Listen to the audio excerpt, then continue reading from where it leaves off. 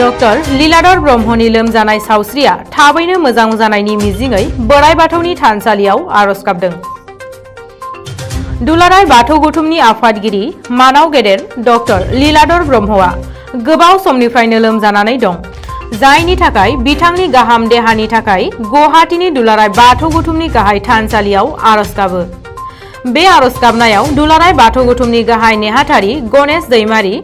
आरो कमला गयारी दौरिजों लोगोसे सनितपुर जिल्लानि हाग्राजुलि बियाबनिफ्राय सा 200 बाथौसाफोरा फैनानै बाहागो लाफैयो।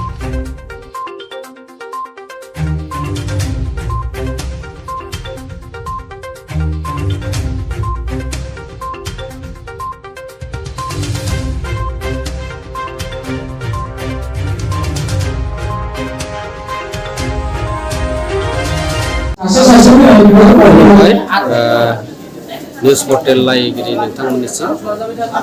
गिबियावनो दिनै गोथार मंगलबार सानाव सनितपुर जिल्लानि घग्राजुलि बियाबनिफ्राय फैनानै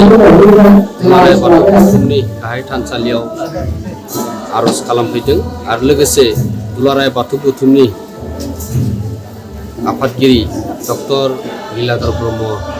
सारा गोबाव समनिफ्राय